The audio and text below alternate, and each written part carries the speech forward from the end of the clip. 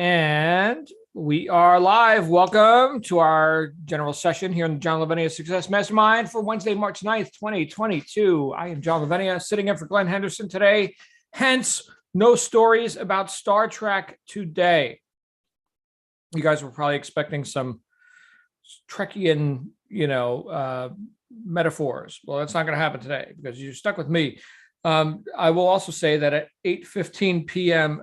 London time today, we are going to have Books for Britain with Mandy Anderson. They are still getting through the 8 Pillars of Prosperity with James Allen. So whether you're in Britain or elsewhere and you'd like to go through some of those chapters again, they're just a week or two behind where we were with the Monday night book study group. So join Mandy at that time and you'll be there with her.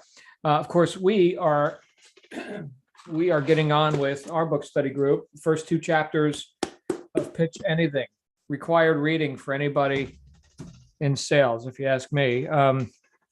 Actually, I was quite successful in sales before I ever read this book, but it really clarified some stuff and explained things in a way that I think no one else has done better than Oren Klaff in terms of his explanations.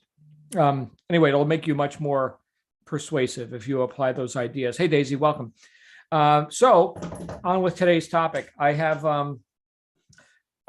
made some observations as of late, and I want to bring them to your attention because I think they will serve you immediately and in the long term if you apply these ideas consistently into your daily method of operation, which hopefully you have.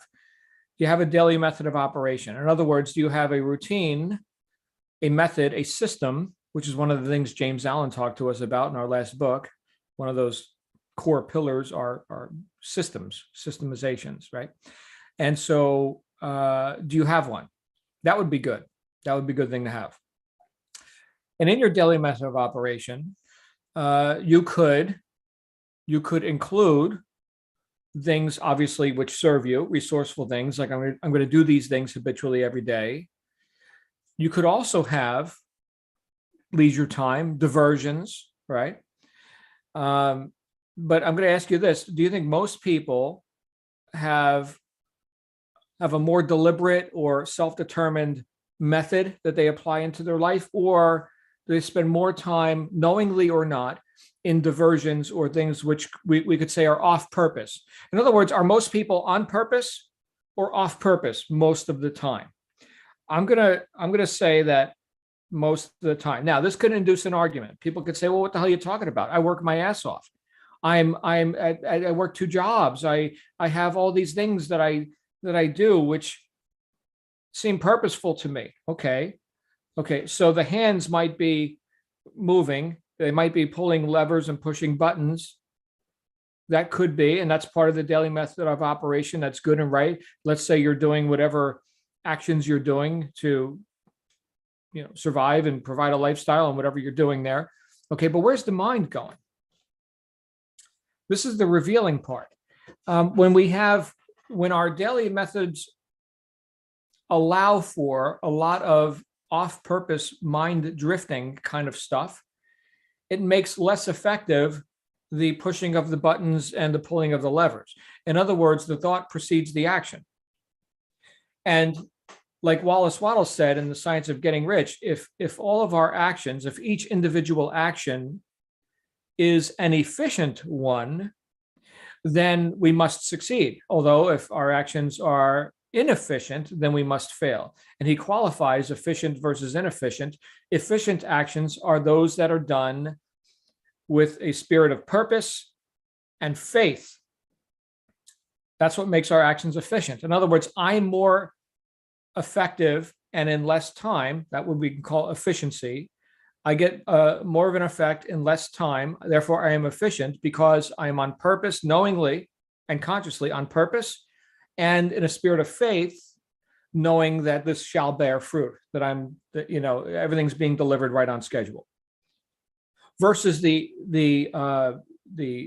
not efficient actions, which are still actions being done with scattered mind, off purpose, and what would be the opposite of in the spirit of faith? Fear, So here's where I'm going with this. If your methods don't include consistent refocusing on purpose and the building of your own faith that everything's being delivered right on schedule, then you're rendered ineffective and inefficient. You're having an effect, and it could be to whatever degree you're effective, but it's not efficient because your mind is here, it's there, it's allowed to run amok.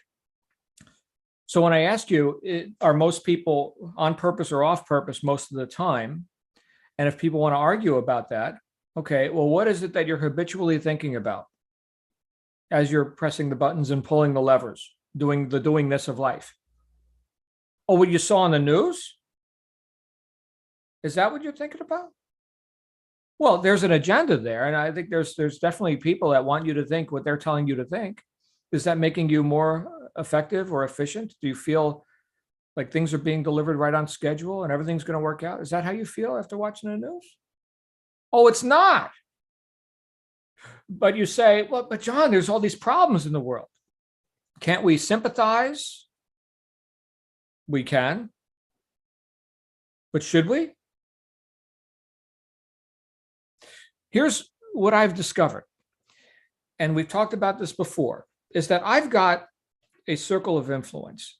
These are things that I can have an effect with. These are whether we're talking about, different doing, work, working with people and relationships and health. And I've got a circle of influence, which encompasses these various areas of interest to me in my life.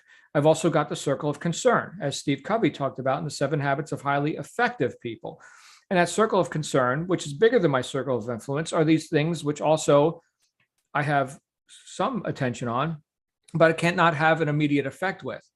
Now, if I am operating with purpose and faith within my circle of influence, that circle expands out into my circle of concern, and I can have more of an effect, broader reach. But if I'm diluting myself within my circle of concern because my attention is on all these external things, which part of being responsible is knowing what you're not responsible for. Well, now I'm just diluting my efforts. My circle of influence shrinks. So that doesn't sound very efficient, does it? No, that's the exact opposite. It's the same truth. We're just looking at it from different perspectives, coming at it from different angles. So here's an example of what I would suggest doing. So you've got your work that you can do today. And if you just get 100% focused on what I'm here to do, I'm here to serve that customer. Like right now in present time, I've got this customer, we're about to get on the phone. I'm here to deliver benefits to that person. It's me and that person. Nobody else exists right now. Nobody, right? And so I'm going to go ahead with purpose and faith. I'm going to deliver the best quality and quantity of service in my capacity to that customer. They buy, and I'm not shocked. Of course they bought. And so here's money. I just made money. Now what can I do with that money? Well, whatever I want with it. But the whole point of money is that you can provide service beyond your own physical presence. Oh, here are you people out there in my circle of concern. And that's your circle of influence. Well, here, have some money then. Fund the cause, or whatever it is that now I can extend my reach beyond my circle of influence into my circle of concern by contributing something. Why? Because I was productive. And if we look at the bigger scene here, if we just survey like, here's 1 million people, and what percentage of the time does the mean, right, the general public, what percentage of the time does that group of individuals spend on efficient actions as qualified by Wallace Wattles versus what time are they off purpose and in a state other than faith and a sense of deep gratitude? Then we could see where, and that whole, here comes the R word, but we could see where irresponsibility comes in, because if we're so encumbered with all of these concerns, which you can't immediately do anything about because the news told you needed to be concerned, then we're just deluded. And here's this, let's say 1 million people, and out of that, maybe they're getting the production of 100,000 people. and the satisfaction of 100,000 people. So let's say 10%. And there have been many, regardless of the times and, socio-political, economic, conditions, which are changing all the time. Regardless of that, there's been plenty of people who have kind of agreed that we're operating on 10% or less of our potential. In fact, I think Einstein was one of the guys that talked about that. So here's a guy who knew stuff, allegedly, and even him, right? It's like, you know what he said? He said, "I want to know the thoughts of God. The rest are details." So he was aiming pretty high. Okay, so when we look at what are we encumbering ourselves with? Where are we allowing our minds to go most of the time? I'm not saying you can't look. I'm not saying that you can't, have diversions or leisure time or anything like that. But if we're allowing it to leak into our on-purpose actions, our work, right? That's what work is, on-purpose actions, then we're rendering them less efficient and less effective. And here's where it shows up. Here's where it shows up for me every day when I'm talking to people. The words that come out of their mouths. I just had a meeting just before we got on here. I just had a meeting with some new entrepreneurs. Some of them had tried their hands in business in various capacities, but they were all looking to engage in a new form of business, new for them. And when asking people about what they wanted to accomplish with this grand effort that they were about to put in, it was some of the most vague, not definite, not defined, vagueness, right? One person even said, well, I'm going to see what comes of it. I was like, what? See what comes of it? Oh my goodness. Now, what I didn't say was, how irresponsible are you? I was a bit more, diplomatic. See what comes of it. What are you, like just a ball bouncing down the street, not knowing where you're going to bounce next? I mean, this doesn't happen to us. We make it happen. And then I shared a bit about how I've achieved the goals that I've achieved thus far in life. I went back 20 something years to my first goal to double my income back when I was working a job, the last job I ever worked, where I was working 80 hours a week and miserable to make about 10,000 a month. Why bother showing up, right? Now, other people, that's a lofty goal for them. So I'm not here to validate or invalidate or qualify or disqualify whatever your number is, fine. So as long as we're advancing and not retreating. Advance, not retreat. And I said, so in that situation, I was looking to make 20,000 a month, but I wasn't vague about like the 20,000 a month or who was going to cause it. I knew what the money was for, and I knew who was responsible for making that happen. And I also knew that I was in the wrong vehicle to make that happen, a la, the corporate job and whatever, right? Because you don't get paid what you're worth at a job, you get paid what the job is worth. So when I finally pulled my head out of where and got into business, after missing my goal for years, missed my goal, I finally hit it in like 3 months, and then scaled up from there. Right? You get a taste, right? Now you can see further. Okay, great, right? Let's raise that number a bit. But it wasn't something that happened to me, and so the outward dialogue reveals the internal dialogue, or the affirmation of, I hope this happens to me, or I hope someone else is more responsible than I am because I'm not, or something will cause, hopefully, something nice, and it's not me. I'm not cause, I'm effect.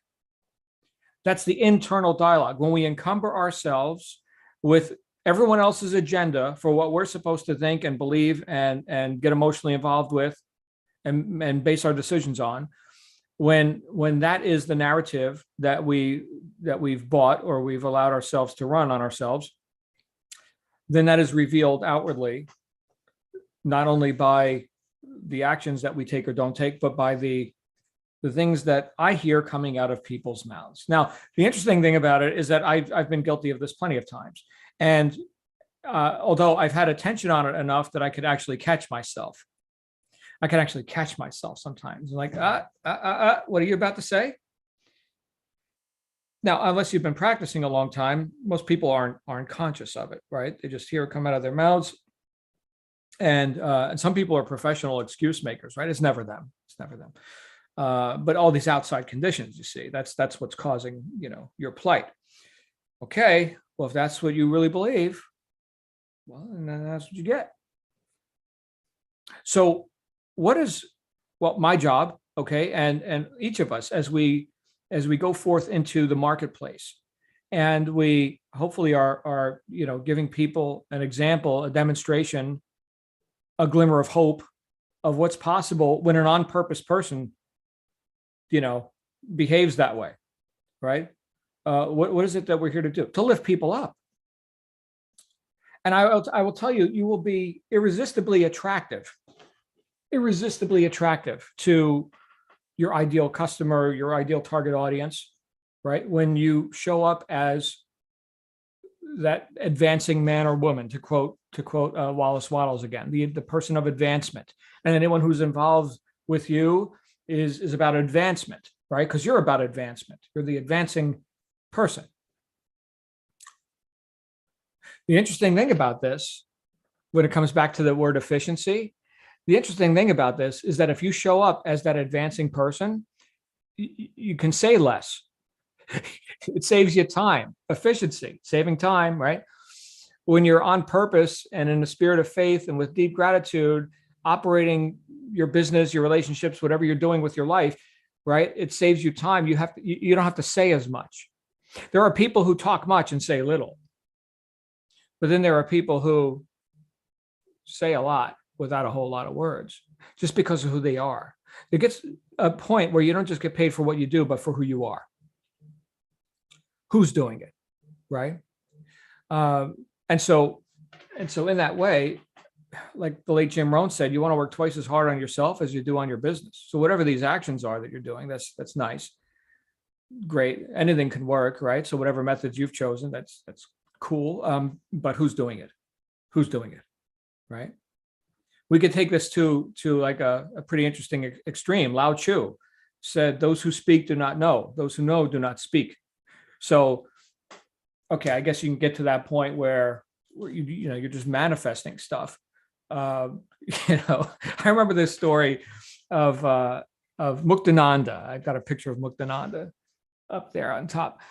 He was a Swami guru in the Hindu lineage, Siddha Yoga lineage, and he was instructed by his guru to bring meditation to America. This is back in the 60s and 70s. And he set up camp in Manhattan, in New York City, a little ashram, right? And there was this one story where he was just standing out there outside of the ashram, and this businessman walks past. Not a word was said. Businessman walked past, stopped, turned around, and just walked in. Not a word was said.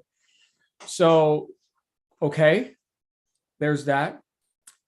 And not to get too mystical or whatever, but since Glenn's not here, we got to talk about some far out stuff. Muktananda's guru was Nityananda, who I also have a picture of right there. Okay. He would, this was in Ganeshpuri, India. This is a little village, right? And this guy would sit sometimes on his hut, and he'd have a little porch or whatever, and he'd just go out there and sit and meditate. And like all these people would come and like a pilgrimage and just gather around and just sit there. Maybe he'll say something to, I don't know. And they're getting like all the energy and okay, not a word, right? Can you be, and I'm not saying that this is what you need to do, okay, sit there and have disciples or something, but can you be magnetic like that? You can. Does it require a whole lot of words and explanations? No, it requires less. One of my meetings today was with a prospective new business partner, and they were so aesthetic. They were beautiful to look at. but what spoke even louder was their personality. They were magnetic. They were attractive, not just, ostensibly, but who they were, who they are. I will say that's an unfair advantage. So how do you be that? How do you be attractive like that? You be the advancing man or woman. That's how you do it. That's how you do it. You be about advancement. How do you do that? You become the person of purpose and faith, and you lift people up without a word. You lift people up.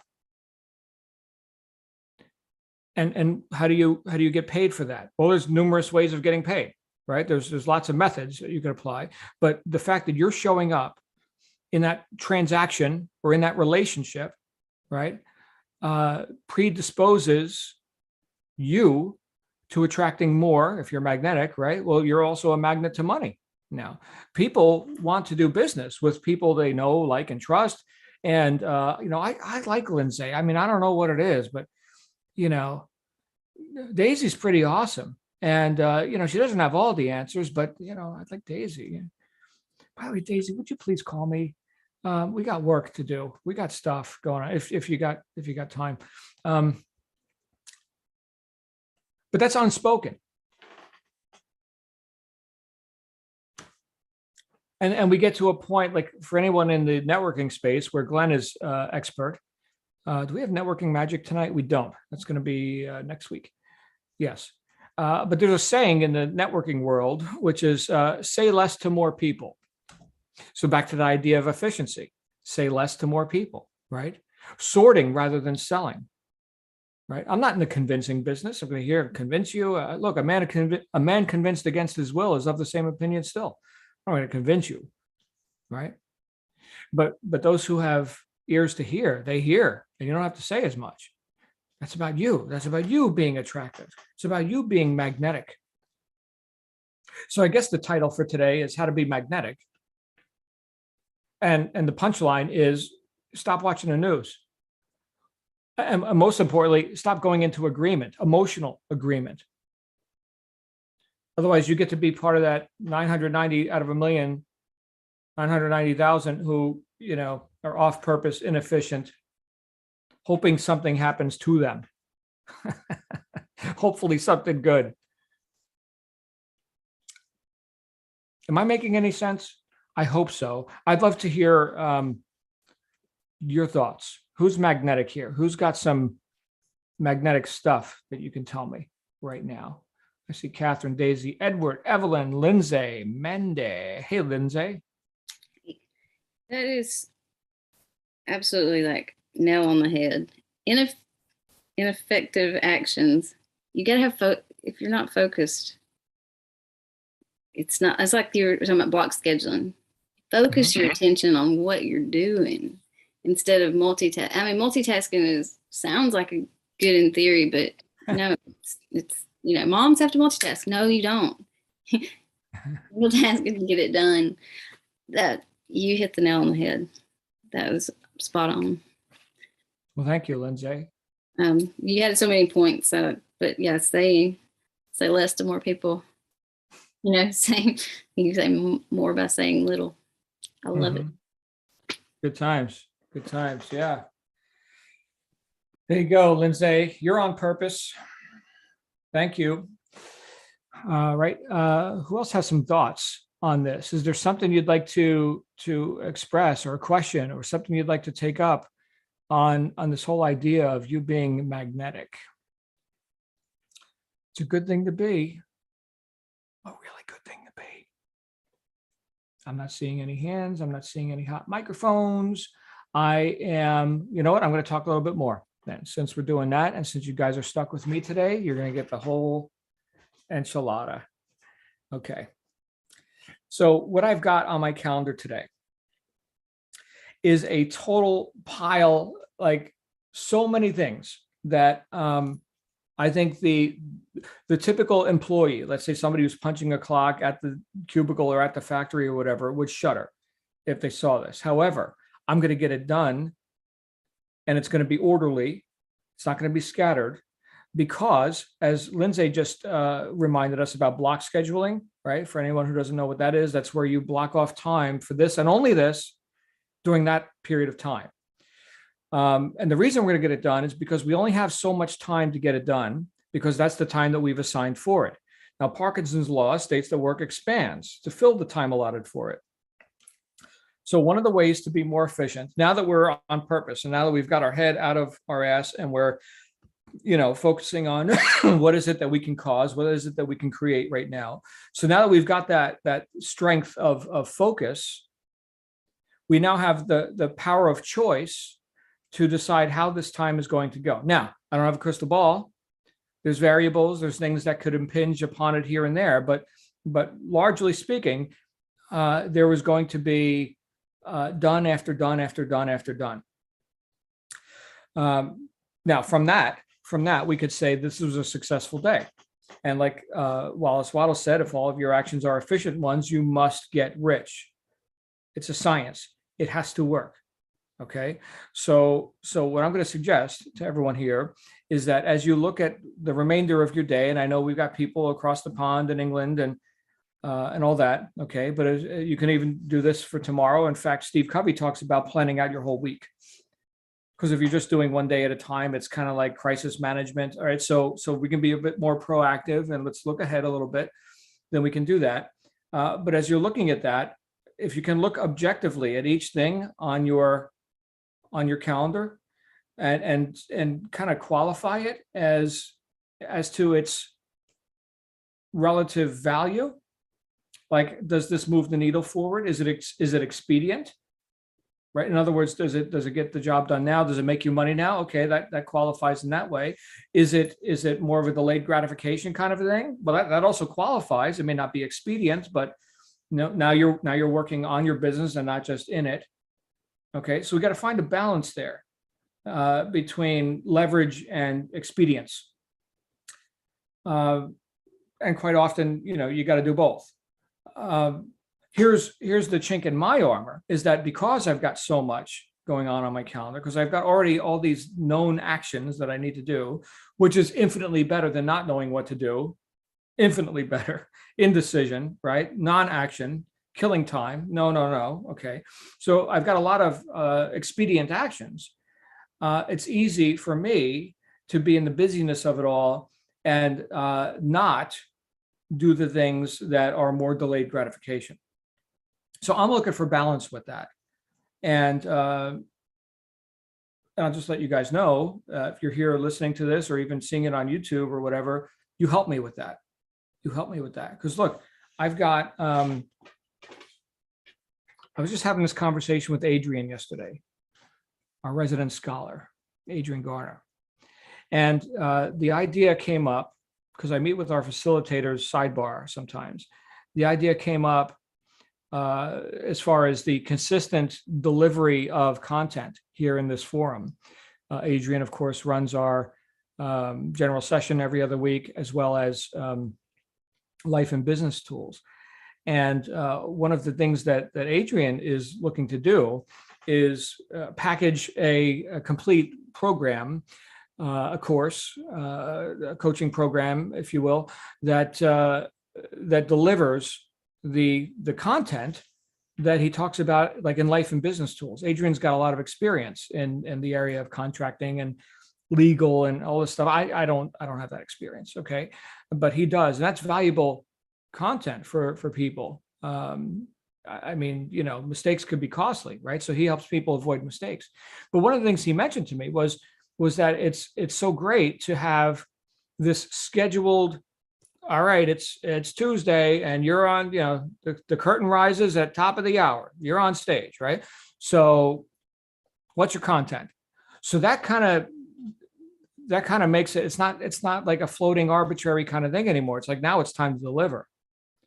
So that's one of the benefits of having consistency and showing up again and again in this forum for me is that I get to keep reminding myself, keep reading the books, keep communicating with everyone here about the principles, because as easy as it is to get this stuff, it's even easier to just forget it. Easy, especially with all the other things impinging on my attention. It's easy to just forget. So I keep showing up here, not only as a person who listens, but as a person who delivers. It's for my benefit. So here's a question for anybody who wants to get into like content marketing, or you want to be seen as an authority in your field, right? Remember, we're talking about lifting people up, about being magnetic. What could you do to show up consistently? It could be a podcast, a YouTube channel, posts on social media, whatever. What could you do to actually increase your reach, your notoriety, okay, while at the same time demonstrating to people that you're the advancing man or woman? If you had to teach something, let's say you're a student, right, and you're learning the trade or whatever the thing is that you're learning, or reading a book, right? You're reading a book, and you're reading it as a student, but you're also going to have to teach it. Next week, you're going to have to teach it. Would you assimilate it more? Would you pay more attention? Would you find ways to put it to use in your life? You would,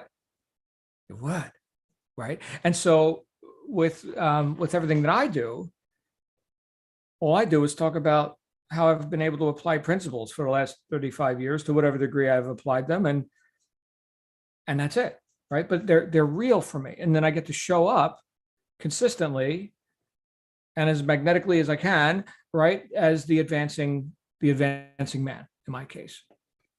How can you do that?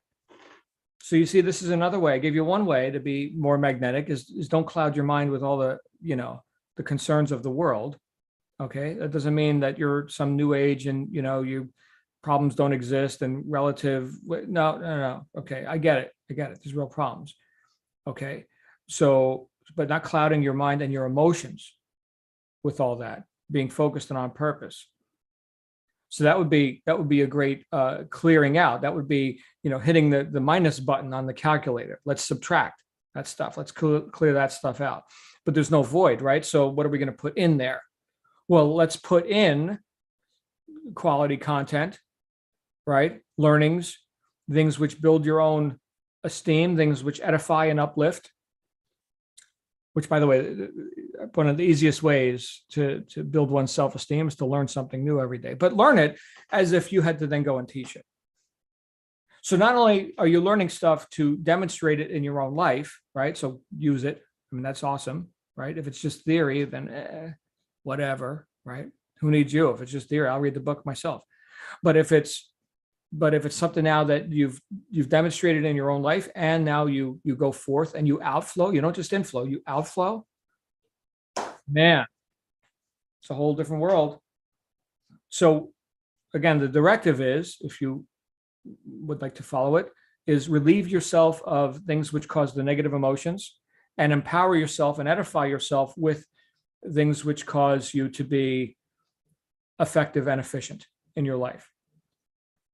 And then the things that naturally come out of your mouth, you don't need a script or anything, right? You're the advancing man or woman. And then these are the kind of ideas that come out of your mouth spontaneously because you're living it. It's not a fake it till you make it kind of a thing. It's for real. It's for real. The Catherine that shows up here is the same Catherine who shows up there, and she's about advancement, and people know it without even her saying anything. Right? I'll tell you one thing you're not going to hear her say is, "Oh, the world sucks. Oh, I can't." Right? You're not going to hear that because she's living it. And guys, look, I know that in modern times, a lot of people will look at, not embody, but look at principles and scripture and things that they could learn in church or whatever, and think, well, that was said at a different time. They didn't have the problem. You should see the shit pile that this planet has turned into. There's no way they would have wrote this in modern times. Oh, really? Okay. Well, just suspend any of that. Just suspend any of that, because if you're looking through history, you'll see that it repeats itself, and there has been some really rough stuff. In fact, some of the best thinking in terms of philosophy and religion and everything else, some of the best thinking has come out of some really rough times. So whatever you think about these times, I would ask you to be a part of the solution which will make you magnetic.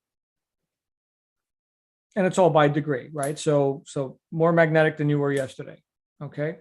Anyway, I love you guys. I'm going to open it up one more time if anybody else wants to offer an idea or a question.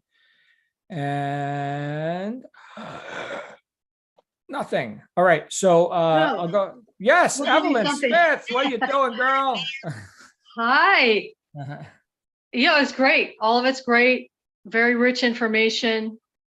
Thank you, John. You know, you've helped me a lot. I was off for a while, but I'm still here. I still use the concepts all the time that I learned. I think change is good for the brain. You know, that's really true. For me, I can get in a rut and I got to change and I come back and do that stuff, keep it interesting, right? But this is all fantastic information. You've known me for a while. You've known, I hope you've seen that I've made a lot of progress. Yeah. I have. I hope other people have seen it. I have. Today you're talking about all this, and today I'm starting a new planning method for, getting shit done. Okay. Excuse my language. I did the 12-week year, and that was good, but somehow there's something missing. I think it was like connecting what my overall goal is to the objectives today. Like, okay, how is this going to, stuff I have to do, or the one thing that I'm going to block out and work on today, remind myself how that's going to help me reach that overall goal, the bigger goal. So it's like a motivation thing. Otherwise it's feels like, sometimes you have to pull yourself towards it. So I'm just trying something new, There are different formulas out there, right? And not one formula isn't going to work for everybody. So that's where I am. And I feel good. I feel like my new idea of just focusing on one thing a day, just one big thing a day, one big priority a day. Okay. I think that's going to help me keep more focused.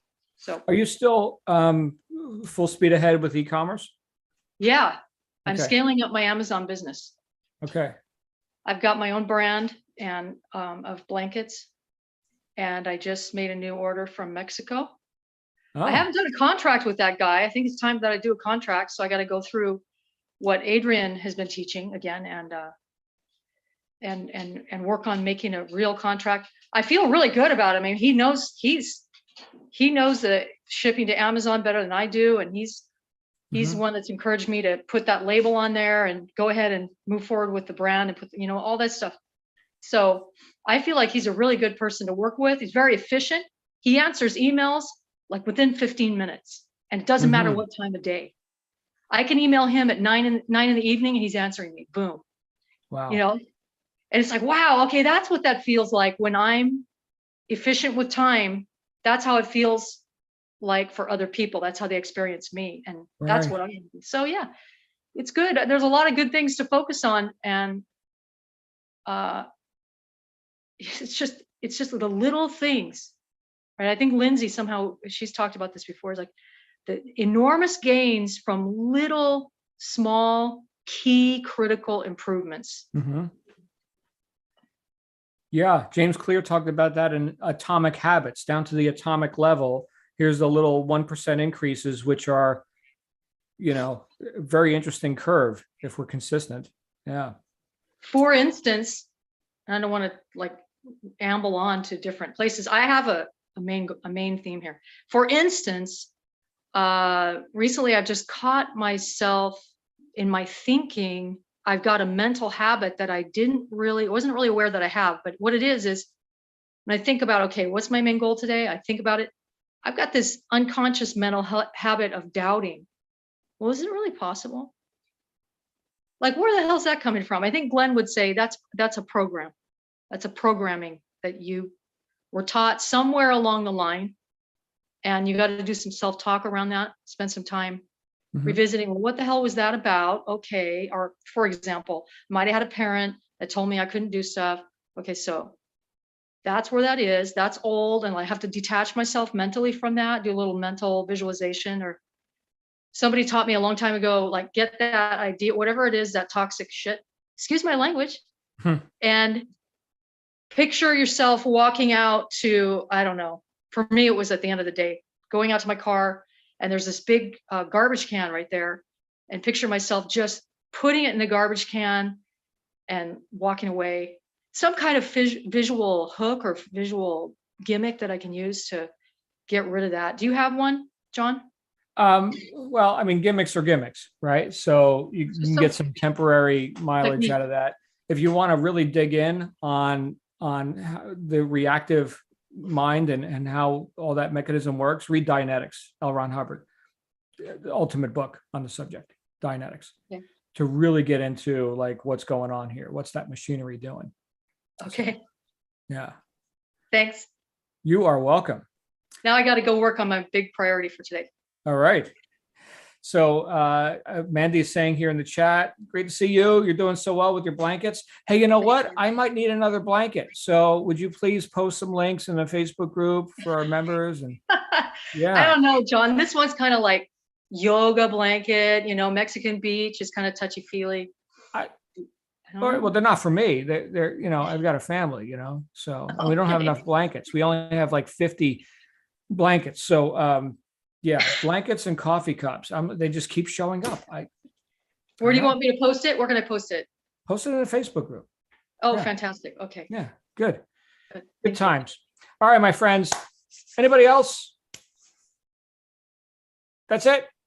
We're done. All right. Mandy's going to be here with us this afternoon. 8:15 p.m. GMT. One last bit of housekeeping. Clocks in North America change this Sunday, the 13th. So get ready for crazy calendars. And I believe England is a week or two after that. And then Australia is a week or two after that. So yeah, welcome to hell month in terms of scheduling. So.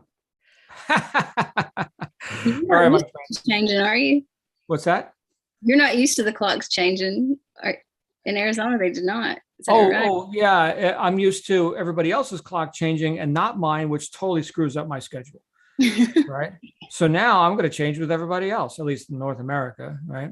So I've learned to like using my calendar software, like I use Schedule Once Hub. Right.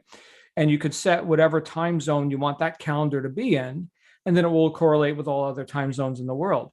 But I used to set my calendars for Arizona time, and then everybody else's clocks would change. And now I had to start moving stuff around, an hour here, an hour there, just to kind of keep my schedule in with what the rest of the world is doing. So I just stopped doing that. Like all times are Eastern now, all times. Mm-hmm. So whatever Eastern time is, that's what my calendar says. And then it synchronizes with my Apple calendar, right? Just on my Mac and my iPhone. But it synchronizes in mountain time or whatever time zone I happen to be in at the moment, right? So Eastern time, done. Anyway, love you guys. See you soon. Make it a great day. Looking forward to Mandy's Books for Britain today. We'll see you guys.